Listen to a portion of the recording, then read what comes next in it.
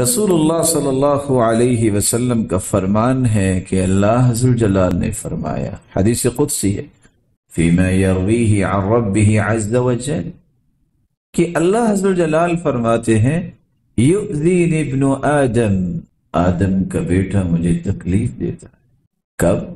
یسب الدہر وانا الدہر اقلب اللیل والنہار، جب کوئی انسان زمانے کو گالی دیتا ہے تو مجھے تکلیف دیتا ہے، زمانہ تو میں ہوں، میں دن رات کو بدلتا ہوں۔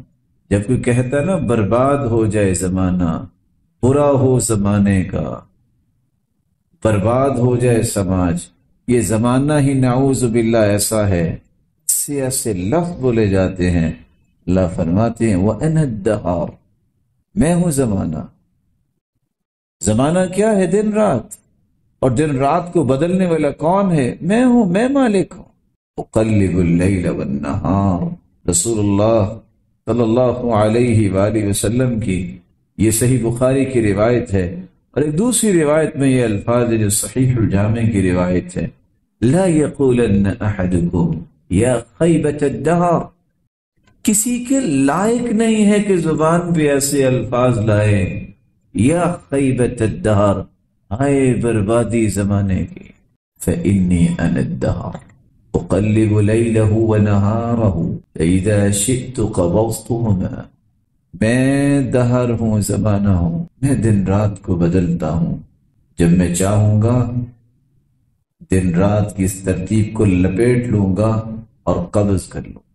تو اللہ ذو الجلال کو تکلیف دینا اور گالی دینا، یہ بھی کام کرتے ہیں لوگ۔ فرمایا شتمنی ابن آدم وما ينبغي له ان يشتمنی، آدم کا بیٹا مجھے گالی دیتا ہے، حالانکہ اس کے لائق نہیں ہے کہ وہ اپنے مالک کو گالی دے۔ اللہ کو گالی دینے کا مطلب کیا ہے؟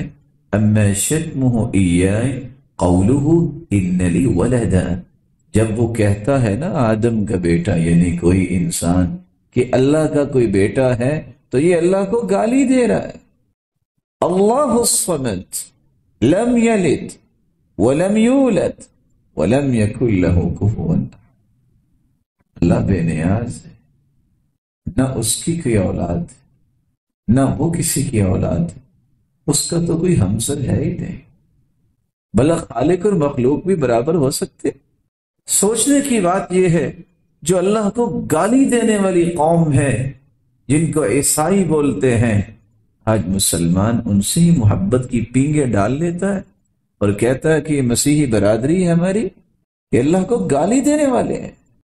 ہمارا عقیدہ یہ ہے کہ عیسیٰ علیہ السلام اللہ کے پیغمبر ہیں، اللہ کی طرف سے بھیجے گئے نبی ہیں، اللہ کا کلمہ ہے جس کا القاء کیا مریم علیہ السلام کی طرف، اور اللہ نے انہیں بغیر پاپ کے پیدا کیا ہے۔ تو تکلیف دینا، اس سے بڑا بدبخت کون ہے جو اللہ کو تکلیف دے؟ رسول اللہ صلی اللہ علیہ وآلہ وسلم نے تکلیف کا ایک دوسرا پہلو بیان کیا۔ کچھ لوگ اللہ کو تکلیف دیتے ہیں تو کچھ لوگ فرشتوں کو تکلیف دیتے ہیں۔ من اکل ثوما او بصلا فلا يقربن مصلانا وفي رواية اخرى فليقعد في بيته، پیاز حلال ہے، تھوم حلال ہے، فرمایا جو کچا پیاز لہسن کھا کے آتا ہے، مسجد آنا چاہتا ہے، مسجد نہ آئے، گھر بیٹھا ہے۔ کیوں؟ فإن الملائکة تتأذى مما تتأذى منه ابن آدم، جس طرح انسان کو انسان سے تکلیف پہنچتی ہے جب کوئی کچا پیاز کھا کے آتا ہے، رشتوں کو بھی تکلیف پہنچتی، یہ تکلیف دیتا ہے۔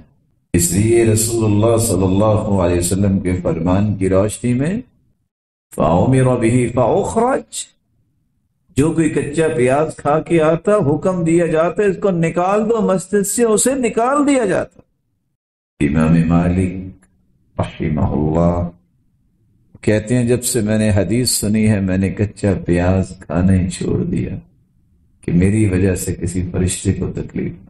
اللہ کے پیاز حلال ہے، آپ اس کو پکا کے کھا سکتے ہیں، لیکن آج لوگوں کی اپنی خواہش ہے کہ سلاد ہونا چاہیے، جائز ہے، لیکن آپ اس کے کھانے کے بعد مسواک کر لیں، کوئی اور چیز کھا لیں تاکہ جب نماز پڑھنے آئے تو فرشتوں کو تکلیف نہ ہو۔